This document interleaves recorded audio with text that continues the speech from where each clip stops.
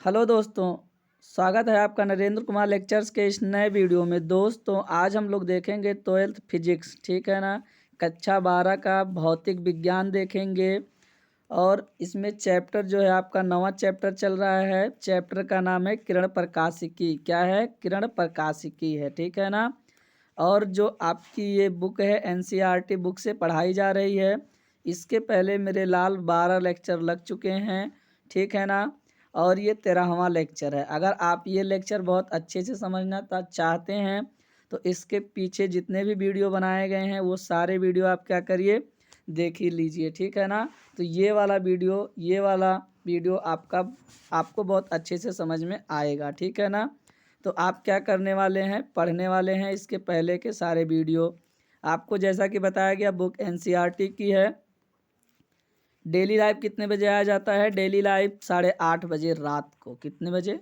8:30 बजे रात को। कहीं भी रहना, 8:30 बजे इस चैनल पे रहना, ठीक है ना। सीरीज का क्या नाम है? सीरीज का नाम है तैयारी जीत की। तैयारी जीत की इस सीरीज का नाम है, क्या नाम है मेरे लाल? तैयारी जीत की, ठीक है ना। और लाइव विथ किसके साथ? नरेंद्र कुमार के साथ, यानी कुमार नरेंद्र के साथ, ठीक है। और इस वीडियो में मुख्य रूप से हम लोग क्या देखने वाले हैं? इंद्रधनुष देखने वाले हैं। क्या देखेंगे बच्चा? मुख्य रूप से इंद्रधनुष देखेंगे, ठीक है ना। ठीक है, कोई दिक्कत होगी तो आप क्या करिएगा, वीडियो रिपीट करके देख लीजिएगा, ठीक है। अगर कोई भी दिक्कत होगी तो वीडियो रिपीट करके देख लीजिए।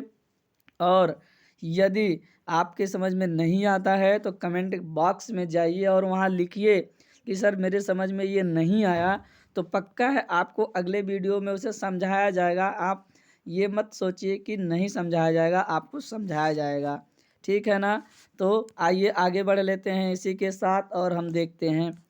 तो आज जैसा कि आपको बताया कि हम मुख्य रूप से इसमें हम क्या पढ़ने वाले हैं? इंद्रधनुष पढ़ने वाले हैं।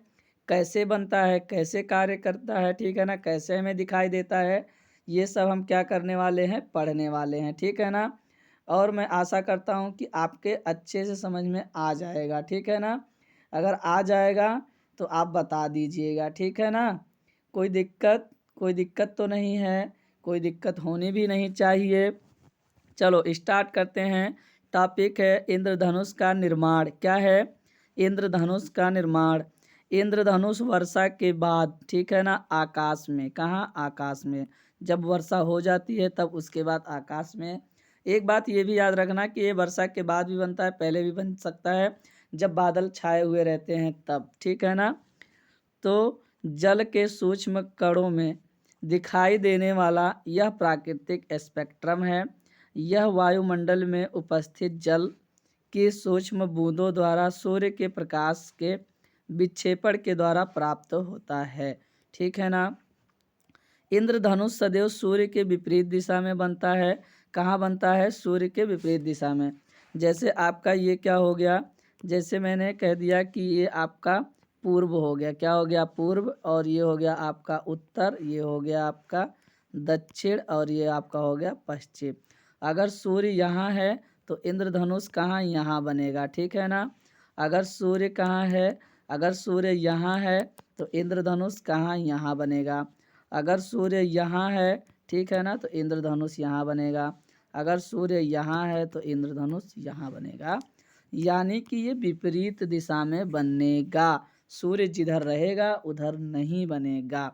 और ये दोपहर में नहीं बनता है। 90 डिग्री पर आप जानते हैं कि किरण अगर यहाँ से आई है, जितने डिग्री पे आती है उतने ही डिग्री पर वापस जाती है, ठीक है ना। तो अगर यहाँ है तो यहाँ बनने वाला है, अगर इसी पर रहेगा तो यहाँ से आएगा यहीं वापस चला जाएगा, तब कैसे बन पाएगा?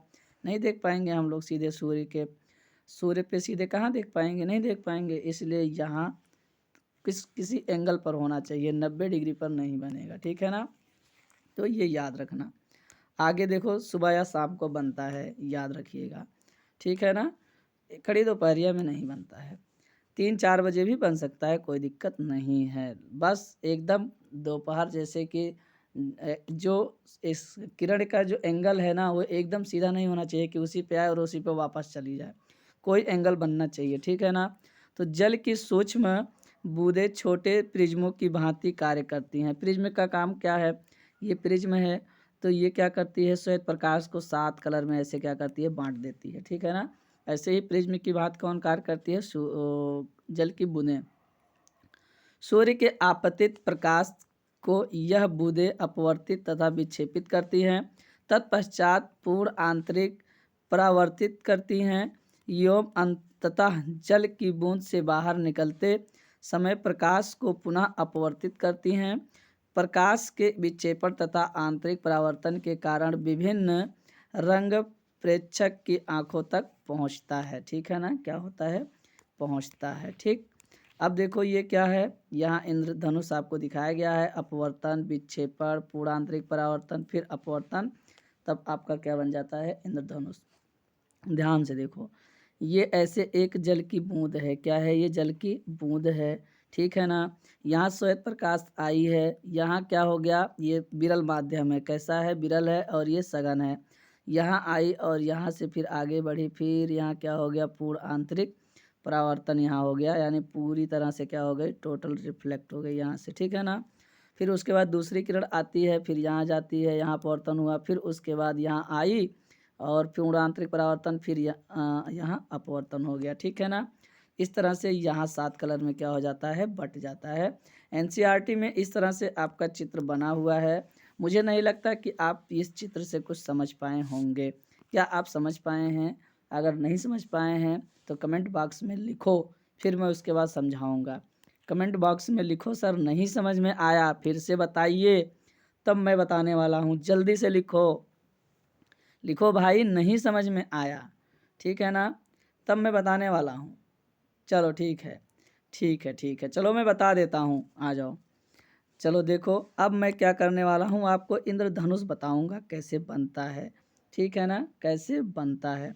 चलो देखो, मैंने ले लिया, ये देखो, ये जल की बूंद है, ये क्या है, जल की बूंद है। क्या आप जानते हैं ये वर्षा की बूंदें हैं, क्या हैं, वर्षा की बूंदें। एक बूंद ले लिया और ये क्या है, दूसरा बूंद ले लिया। ठीक है ना। ये मैंने क्या किया, दूसरा बूंद ले लिया, मेरे लाल 2 बूंद ले लिया। ठीक है ना। अब देखो, ये सूर्य की किरण है, श्वेत प्रकाश, ये क्या है, मैं इसे सनलाइट कह देता हूँ। क्या कह देता हूँ, यहाँ यस और ये यल, सनलाइट हो गया। ठीक है ना। ये जा रही है, ये गई है यहाँ। ठीक, अब यहाँ इस बिंदु पर पहुँची तो इसका अपवर्तन हो गया, क्योंकि इधर क्या है, विरल माध्यम है, क्या है, विरल, और ये पानी जो है ये सघन है, ये बूंद जो है ये क्या है, सघन है। तो यहाँ से एक बार क्या हो गई, अपवर्तित हो गई, और यहाँ फिर आएगी तो पूर्ण आंतरिक परावर्तन हो गया। क्या हो गया, पूर्ण आंतरिक परावर्तन हो गया। और फिर उसके बाद ये कहाँ आ जाती है, फिर ये आ जाती है यहाँ, यानी कि बाहर निकल गई। ठीक है ना। तो आप देखेंगे कि इस वाले बिंदु पर, किस वाले बिंदु पर, इस वाले बिंदु पर, इस वाले बिंदु पर अपवर्तन हुआ, इस वाले बिंदु पर अपवर्तन हुआ, और इस वाले बिंदु पर पूर्ण आंतरिक परावर्तन हुआ। क्या हुआ, जो प्रकाश की किरण है उस पार, पानी के बूंद के उस पार नहीं निकली हैं, वापस रिटर्न आ गई हैं। ठीक है ना। ये पूरा का पूरा, ऐसा होता नहीं है कि पूरा का पूरा वापस आ जाए, कुछ तो निकल ही जाती है, लेकिन ऐसा माना जाता है कि पूर्ण आंतरिक परावर्तन हुआ है। ठीक है ना। तो यहाँ पूर्ण आंतरिक क्या हुआ है, परावर्तन हुआ है। ठीक है ना। अब देखो, अब नीचे आ जाते हैं, यहाँ देखते हैं, यहाँ भी श्वेत प्रकाश क्या की जाती है, डाली जाती है, सूर्य की श्वेत प्रकाश डाली गई भाई। ठीक है ना, ये डाल दी गई, इस बिंदु पर इसका क्या हो गया, अपवर्तन हो गया। ठीक है ना। और इस बिंदु पर यहाँ क्या हो जाता है, पूर्ण आंतरिक परावर्तन हो जाता है। फिर यहाँ पहुँचती है तो सघन से कहाँ निकलना है, विरल में, तो फिर ये बाहर निकल जाती है यहाँ ऐसे। ठीक है ना। तो इस तरह से ये दोनों किरणें क्या करती हैं, आगे बढ़ती हैं। ठीक है, ये दोनों किरणें क्या करती हैं, आगे बढ़ती हैं, और ये वाली भी किरण क्या होती है, आगे ऐसे बढ़ेगी। ठीक है ना। तो ये दोनों किरणें आपस में कहाँ काट देती हैं, और ये हो जाता है क्षैतिज। क्या हो जाता है, क्षैतिज हो जाता है। ठीक है ना। ये क्या हो गया बच्चा, क्षैतिज हो गया। ठीक है। अब ध्यान से देखो, यहाँ क्या हुआ, यहाँ आपका, यहाँ सूर्य की प्रकाश, यहाँ भी मैं लिख देता हूँ सनलाइट, ये गई है, और यहाँ एक बार अपवर्तन, और यहाँ एक बार अपवर्तन, और यहाँ एक बार पूर्ण आंतरिक परावर्तन हो गया। ठीक है ना। क्या हो गया, पूर्ण आंतरिक परावर्तन हो गया। अब ध्यान से आप लोग ये देखिए कि जब, मैं आपको एक चीज़ बता देता हूँ कि जब दो बार अपवर्तन, दो बार क्या हो अपवर्तन, ठीक है ना, अपवर्तन, दो बार क्या हो जाए अपवर्तन, और एक बार क्या हो जाए आंतरिक परावर्तन, क्या हो जाए आंतरिक परावर्तन, ठीक है ना, क्या हो जाए आंतरिक परावर्तन हो जाए, ठीक है ना। क्या हो गया, दो बार अपवर्तन और एक बार पूर्ण आंतरिक परावर्तन। तो इस प्रकार जो धनुष बनता है वो प्राइमरी रेनबो बनता है। क्या बनता है, प्राइमरी रेनबो, यानी प्राथमिक इंद्रधनुष कहलाता है। क्या कहलाता है, प्राथमिक इंद्रधनुष कहलाता है, ठीक है ना। क्या कहलाएगा, प्राथमिक इंद्रधनुष कहलाएगा, ठीक है ना। उसे क्या कहते हैं, प्राथमिक इंद्रधनुष कहते हैं, ठीक है, कोई दिक्कत नहीं, ठीक है। आप समझ गए ना कि यहाँ यही मेन है कि दो बार अपवर्तन और एक बार पूर्ण आंतरिक परावर्तन, तो कौन सा होगा, तब ये होगा प्राइमरी रेनबो यानी प्राथमिक इंद्रधनुष, ठीक है ना। तो अब यहाँ आपने क्या देख लिया, यहाँ आपने ये देखा है भाई कि ये दो बार अपवर्तन हुआ यहाँ यहाँ और एक बार पूर्ण आंतरिक परावर्तन, यहाँ दो बार अपवर्तन हो गया और एक बार पूर्ण आंतरिक परावर्तन, यानी ये क्या है, ये क्या है बच्चा, ये प्राथमिक इंद्रधनुष है, ठीक है ना। अब देखो ये क्षैतिज से जो रेड वाला, इसमें चाप होते हैं ना इंद्रधनुष में, तो प्राथमिक इंद्रधनुष में जो बाहरी चाप होती है वो रेड होती है, क्या होती है, रेड, और अंदर वाली चाप क्या होती है, बैंगनी होती है। अगर कभी भी आप इंद्रधनुष देखो और देखो कि जो ऊपर कलर है वो रेड है और नीचे वाला क्या है, वैलेट है, ठीक है ना। तो इस तरह का इंद्रधनुष जब आप देखना तो वो क्या होगा, प्राथमिक इंद्रधनुष होगा। जब बैगनी वाला चाप अंदर हो और रेड वाला चाप बाहर हो तो वो कौन सा होगा, प्राथमिक इंद्रधनुष होगा, ठीक है ना। कोई दिक्कत किसी भी प्रकार की तो आप बताइए, ठीक है ना। आ जाओ, अब एक चीज़ और आपको याद रखना है कि क्षैतिज से ये वाला जो रेड वाला होता है इसका कोण 42 डिग्री होता है, कितना, 42 डिग्री, ठीक है ना। और 43 भी कहीं रहेगा, कोई दिक्कत नहीं है, किस किताब और या किसी किसी किताब में 43 मिलता है। और ये वाला बैगनी वाला कितना रहता है, 40 डिग्री, बैगनी वाला कितने डिग्री पर रहता है, 40 डिग्री पर, ठीक है, बैगनी वाला कितने डिग्री पर, 40 डिग्री पर, और आपका रेड वाला 42 डिग्री पर होता है, ठीक है ना। और यहाँ हमारा क्या हो गया, यहाँ हमारा क्या हो जाता है, यहाँ नीचे हमारा नीचे वाले चाप में हमारा वैलेट होगा और यहाँ क्या होगा, रेड होगा, और इसके बीच में 5 लोग हो जाएंगे, ठीक है ना, 2 2 4 1 5, 7 कलर में इंद्रधनुष, मतलब कई कलरों में बनता है लेकिन मुख्यतः 7 ही माना जाता है। चलो ठीक है, कई रंगों से मिलकर बनता है और इसे ही कहते हैं प्राइमरी रेनबो, ठीक है ना। इसे क्या कहते हैं, प्राइमरी रेनबो। एक बार लाइक करो अगर समझ में आया है तो, अगर आपके समझ में आ गया तो जल्दी से लाइक करो भाई, जल्दी से लाइक करो, तभी दूसरा बताने वाला हूँ, नहीं तो नहीं बताऊँगा। अभी दूसरा बताऊँगा, लाइक करो खट से, जल्दी से करो भाई, लाइक करो। आपके समझ में आ गया ना प्राथमिक वाला अच्छे से, चलो ठीक है, आ जाओ दूसरा बताते हैं। तो दूसरा दूसरा मैं, अच्छा अगर आप स्क्रीनशॉट लेना चाहें तो ले सकते हैं भाई, कोई दिक्कत नहीं है, ले सकते हो स्क्रीनशॉट, ले सकते हो, ले लो 1 2 3, ठीक है ना, इधर भी ले सकते हो 1 2 3, ठीक है ना। आगे आ जाओ, आगे बढ़ते हैं, आगे बढ़ लेते हैं, आगे बढ़ते हैं। तो मैं एक स्टेटमेंट लिखता हूँ, वो याद रखना, दो बार क्या, दो बार अपवर्तन, ठीक है ना, दो बार अपवर्तन और दो बार क्या, पूर्ण आंतरिक परावर्तन, ठीक है ना, पूर्ण आंतरिक परावर्तन, ठीक है ना। दो बार अपवर्तन और दो बार पूर्ण आंतरिक परावर्तन जब होगा, ठीक है ना, तब वो द्वितीयक इंद्रधनुष बनेगा, क्या बनेगा, द्वितीयक इंद्रधनुष बनेगा, क्या बनेगा, द्वितीयक इंद्रधनुष बनेगा, ठीक है ना। वो क्या बनेगा, द्वितीयक, क्या होने वाला है, स्क्रीनशॉट ले लो, इस तुरंत ले लो। यहाँ बनेगा दो बार क्या अपवर्तन और दो बार पूर्ण आंतरिक परावर्तन होगा तो द्वितीयक इंद्रधनुष बनेगा। और द्वितीयक पढ़ते हैं, क्या पढ़ते हैं, द्वितीयक, चलो ठीक है, और द्वितीयक पढ़ लेते हैं। और एक चीज़ और याद रख लेना कि इसकी जो बाहरी चाप होगी ना, कौन सी चाप, बाहरी चाप जो होगी वो बाहरी चाप इसकी बैगनी होगी, बाहरी चाप बैगनी होगी और अंदर वाली चाप क्या होगी, रेड होगी। ठीक है ना, द्वितीयक में। ठीक है ना, ये हमारी बाहरी चाप है और ये आंतरिक चाप है।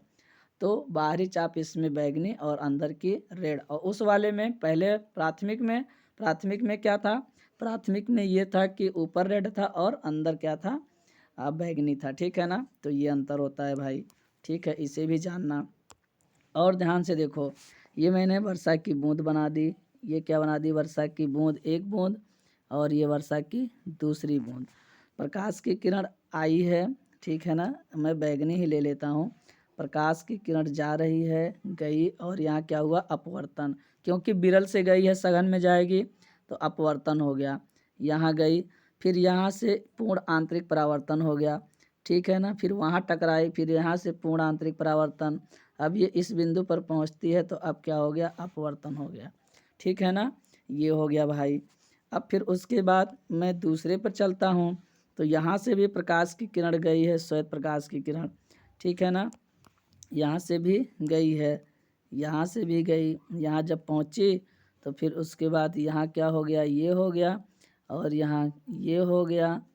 ठीक है, और फिर उसके बाद ये हो गया, और फिर उसके बाद यहाँ अपवर्तन हो गया। ठीक है ना, ये क्या हो गया, अपवर्तन हो गया। ठीक है, दोनों किरण क्या करती हैं, जहाँ जाके काट देती हैं वहीं हमें क्या दिखाई देता है, इंद्रधनुष दिखाई देता है। और ये क्षैतिज हो गया, ये क्या हो जाता है, क्षैतिज हो जाता है। अब ध्यान से देखो आप लोग, मैं एक अलग कलर ले लेता हूँ, ये वाला। ठीक है, तो यहाँ क्या हुआ है, पूर्ण आंतरिक परावर्तन दो जगह हुआ कि नहीं हुआ, और यहाँ अपवर्तन हुआ है, क्या हुआ है, अपवर्तन हुआ है। यहाँ पूर्ण आंतरिक परावर्तन, यहाँ पूर्ण आंतरिक परावर्तन, यहाँ अपवर्तन, और यहाँ अपवर्तन हुआ है। ठीक है ना, क्या हुआ है, अपवर्तन हुआ है। तो 2 बार अपवर्तन, 2 बार पूर्ण आंतरिक परावर्तन, तो कौन सा धनुष बताया गया, कौन सा, द्वितीयक। ठीक है ना, अब ये 36 से कितने डिग्री का कोण बनाती है, अब ये 36 से रेड वाली, ठीक है ना, 36 से रेड वाली कितने डिग्री का बनाती है, रेड वाली बनाती है आपकी 50 डिग्री की। रेड वाली कितने की बनाएगी, 50 डिग्री, और वैलेट वाली 52 डिग्री, 52 डिग्री, कहीं कहीं 53 लिखा रहता है। ठीक है ना, तो इस तरह से ये 52 डिग्री और 50 डिग्री का बनाती है। ठीक, और ये क्या, ये रेड वाली है और ये वैलेट वाली है। अब की बार वैलेट ऊपर हो गया, रेड नीचे हो गया। ठीक है ना, और यहाँ क्या हो जाएगा, यहाँ हमारा हो जाएगा, यहाँ हमारा वैलेट ऊपर हो गया, रेड नीचे हो गया, और बीच में 5 लोग आ जाएंगे। ठीक है ना, तो इस तरह के इंद्रधनुष को सेकेंडरी रेनबो कहते हैं, यानी द्वितीयक इंद्रधनुष कहते हैं। ठीक है ना, कोई दिक्कत, किसी भी प्रकार की किसी को दिक्कत तो वो बता सकता है भाई। अगर किसी को दिक्कत हो, और ये सनलाइट है, ठीक है ना, सनलाइट मान लेते हैं। ठीक है ना, ये सनलाइट हो गया। ठीक है, किसी भी प्रकार की कोई दिक्कत हो तो वो बता सकता है। ठीक है, ठीक, कोई दिक्कत नहीं, आगे बढ़ा जाए जी। ठीक है, आगे बढ़ लेते हैं। तो मैं आशा करता हूँ कि आपके इंद्रधनुष समझ में आया होगा। ठीक है ना, आप दोनों इंद्रधनुष समझ पाए होंगे। ठीक है ना, दोनों इंद्रधनुष आपके समझ में आ गया होगा। अब मैं आगे बढ़ने वाला हूँ, इंद्रधनुष में आपको इतना ही पढ़ना था। ठीक है ना, ठीक है, चलो आगे आ जाओ। आगे क्या आ जाता है, आगे आपका है तारों का टिमटिमाना। ठीक है, तारों का टिमटिमाना देख लेते हैं, क्यों टिमटिमाते हैं भाई। ठीक है ना, चलो, तारों का टिमटिमाना, तारों के प्रकाश के वायुमंडलीय अपवर्तन के कारण, ठीक है ना, ही तारे टिमटिमाते हुए प्रतीत होते हैं। ठीक है ना, वायुमंडलीय अपवर्तन के कारण, यानी वहाँ से प्रकाश की किरण आती है, वायु में क्या है, वायु है, यानी वायु है, धूल के कण हैं, जब हमारे वातावरण में प्रवेश करती है तो हमारे वायुमंडल में प्रवेश करती है तो अपवर्तित होती हैं। ठीक है ना, क्या होती हैं, प्रकाश अपवर्तित होती हैं। ठीक है ना, अपवर्तन होता है प्रकाश का।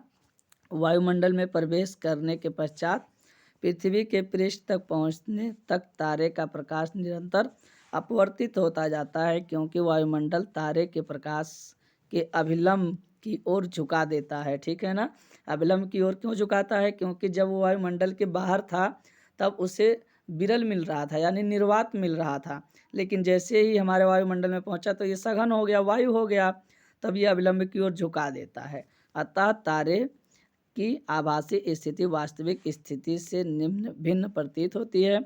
तारे की आभासी स्थिति में परिवर्तन होता रहता है क्योंकि पृथ्वी के वायुमंडल की भौतिक अवस्थाएं अस्थायी नहीं हैं। पृथ्वी भी घूमती रहती है भाई, ठीक है ना।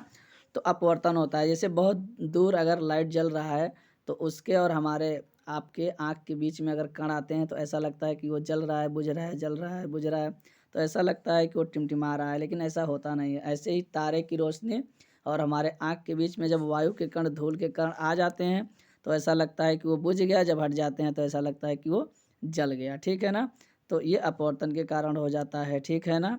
और बीच में ये धूल के कण वगैरह और वायु के कण वगैरह आ जाते हैं, तो ऐसे में, ठीक।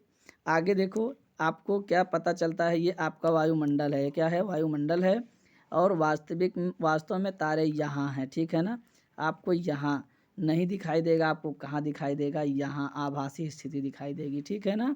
यानी जहाँ तारे रहते हैं वास्तव में वहाँ आपको दिखाई नहीं देगा, ठीक है। क्यों, आपको तारे टिमटिमाते हुए नज़र आते हैं। जो हमारा आकाश है वो नीला होता है, नीला है, लेकिन तो नीला दिखाई देता है, वो नीला है नहीं, वास्तव में काला है, ठीक है ना। अंतरिक्ष यात्रियों को आकाश कैसा दिखता है, काला दिखता है। चलो आगे आ जाओ, आगे आ जाते हैं। आगे आएंगे तो क्या है, अग्रिम सूर्योदय और विलंबित सूर्यास्त। यानी ये कहना चाहता है कि सूर्य नहीं उगता है उसके पहले ही आपको 2 मिनट पहले ही लगता है कि सूर्य उग गया है, ठीक है ना। सूर्य उगता नहीं है तभी आपको 2 मिनट पहले क्या लग जाता है कि सूर्य उग जाता है, और जब सूर्य अस्त हो जाता है उसके 2 मिनट बाद तक आपको लगता है कि सूर्य जो है वो क्या हो रहा है,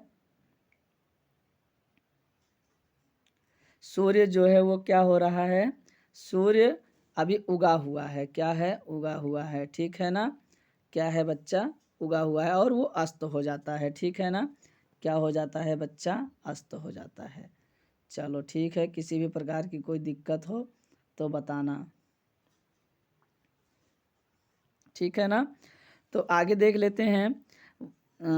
वायुमंडलीय अपवर्तन के कारण सूर्य हमें वास्तविक सूर्योदय से लगभग 2 मिनट पूर्व दिखाई देने लगता है तथा वास्तविक सूर्य अस्त के लगभग 2 मिनट पश्चात तक दिखाई देता है, ठीक है ना। ये दो जब उगता नहीं है, मतलब उगता नहीं है उसके पहले ही क्या है, उसके पहले ही लगता है, 2 मिनट पहले ही लगता है कि उग चुका है, उदय हो गया है। और जब ये अस्त होता है उसके 2 मिनट बाद तक भी वो अस्त हो जाता है, फिर भी 2 मिनट बाद तक दिखाई देता है कि अभी ये है, अभी अस्त नहीं हुआ है, ठीक है ना। चित्र में सूर्य की वास्तविक तथा आभासी स्थिति दिखाई गई है। इन दोनों स्थितियों के मध्य लगभग 2 मिनट का अंतराल होता है, ठीक है ना। तो ये हमारी क्या है, पृथ्वी है, ठीक है। ये क्या है, पृथ्वी है, और ये क्या है, इधर क्षितिज वही। यहाँ से वास्तव में सूर्य कहाँ है, यहाँ है, ठीक है ना, वास्तविक। लेकिन हमें कहाँ दिखता है, यहाँ दिखता है। और ये क्या है, आभासी स्थिति है, और इसके बीच का जो टाइम होता है वो लगभग 2 मिनट होता है। कितना होता है, लगभग 2 मिनट होता है, ठीक है ना। तो आगे आ जाओ, आगे क्वेश्चन क्या कह रहा है कि स्वच्छ आकाश नीला क्यों दिखाई देता है। मैंने अभी बताया, वायुमंडल में वायु के कण तथा अन्य सूक्ष्म कणों का आकार कम तरंगदैर्घ्य के प्रकाश को परिकिरणित करने में अधिक प्रभावी है, ठीक है ना। आपको बताया गया कि बैगनी का 3500 एंगस्ट्राम होता है, ठीक है ना। तो इसका वेग क्या है, कम है। इसके जो धूल के कण वण हैं इसके इस प्रकाश, इस कलर को क्या करते हैं, रास्ते में रोकने का प्रयास करते हैं, और रोक भी ले जाते हैं, कुछ भाग तक रोक ले जाते हैं, और क्या करते हैं, उसको परिकिरणित कर देते हैं, ठीक है ना, उसको परिकिरणित कर देते हैं, ठीक है। वो लौट कर चारों दिशाओं में, जैसे ही किसी धूल के कण से टकराया वो चारों दिशाओं में फैल जाता है, फैलेगा, फिर उसके बाद ऊपर चला जाएगा, मतलब उसी चारों दिशा ऊपर, जिस साइड में, जैसे इधर से आया है तो इधर ही तो जाएगा। जैसे ये कण है, आया यहाँ टकराया, यहाँ से वापस चला गया, आया टकराया, वापस चला गया, आया टकराया, तो चारों दिशाओं में फैल जाते हैं। तो सबसे ज़्यादा किसका फैलता है, बैगनी का, क्योंकि वो 3500 एंगस्ट्राम उसका है, ठीक है ना। और रेड का क्या है, रेड का लगभग 7500, 7800, और उसका लगभग 3500, लगभग 3800। तो ये क्या हो जाएगा, लगभग 7500 एंगस्ट्राम है, इसकी वेग क्या है, तेज है, इसलिए ये क्या हो जाती है, ये क्या हो जाती है, इसका प्रकीर्णन बहुत कम होता है, इसलिए आकाश हमें क्या होता है, नीला दिखाई देता है, क्योंकि बैगनी का ज़्यादा होता है, प्रकीर्णन बैगनी का ज़्यादा होता है, उसका वेग कम है, इसलिए हमें आकाश कैसा दिखाई देता है, नीला दिखाई देता है। यही कारण है कि नीले रंग का प्रकीर्णन सब अधिक होता है। अपरकृत हुआ नीला आकाश प्रकाश हमारे नेत्रों में प्रवेश करता है। यदि पृथ्वी पर वायुमंडल न होता तो प्रकीर्णन न होता, तब आकाश काला प्रतीत होता। और वास्तव में आकाश क्या है, काला है। वास्तव में आकाश का रंग कैसा है, काला है। ठीक है ना, क्या है बच्चा, काला है। चलो ठीक है, लेंस की क्षमता देख लेते हैं, लगे हाथ। क्या देख लेते हैं, लेंस की क्षमता। लेंस की क्षमता देख लेते हैं। किसी लेंस में किरणों को अपसारित या अभिसारित करने की क्षमता लेंस की क्षमता कहलाती है। ठीक है ना, ये कितना मोड़ लेता है, कितना क्या करता है, मोड़ लेता है। तो ये हमारा लेंस हो गया, ये मुख्य अक्ष हो गया, और यहाँ से ये सीधे जाना चाहिए था लेकिन सीधे नहीं गया। ये इतना, ये जो डेल्टा है यही क्या है हमारा, यही क्षमता है। ठीक है ना, मोड़ने की क्षमता, अभिसारित या अपसारित करने की क्षमता, ये क्या है हमारा, एफ है। ठीक है ना, फोकस दूरी है। तो आपको बताया गया जब क्षमता यानी कि जब कोण बहुत छोटा होता है तो उसे हम tan या sin वगैरह उसमें ले लेते हैं। तो यहाँ कोण है छोटा सा, तो यहाँ क्या ले लिया, tan ले लिया। ठीक है ना, तो tan लैम्डा हो गया। तो P बराबर होता है tan लैम्डा 1/f। f जो होता है वो मीटर में होता है। ठीक है ना, 1/f। f किस में होगा, मीटर में।